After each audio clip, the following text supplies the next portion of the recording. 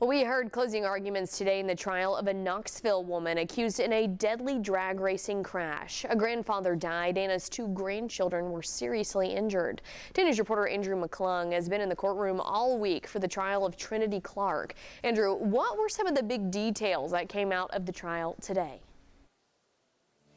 Yeah, one of the big things was how the day started, and that was the defense resting without calling anybody to the stand, and that included Trinity Clark. She did not take the stand. That was something many had speculated would not happen in this trial. This goes all the way back to January 17th, 2023, when Trinity Clark and her co-defendant, Trayshawn Glass, were accused of drag racing down Magnolia Avenue around 3 in the afternoon, and that led to the state argues their reckless actions led to the crash that killed Michael Williams and seriously injured his grandchildren and other people involved in the crash. In closing arguments, the state claimed multiple 911 callers stated both Dodge Chargers were racing and that Clark admitted to racing.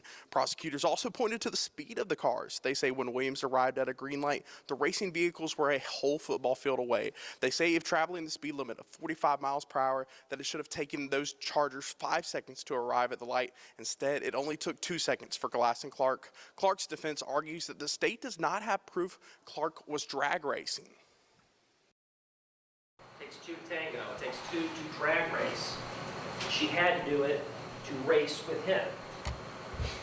How do we know that? Well, she tells you she did it. She's accelerating, she's maxing out, she's flooring it, screaming. And it's at Magnolia, or on Magnolia. Oh, and by the way, she's not even licensed to drive. Her license was suspended. She shouldn't have been driving in the first place. You know we're going to charge her for speeding. She should have been speeding. Speed is illegal. She's not on trial today. Speeding.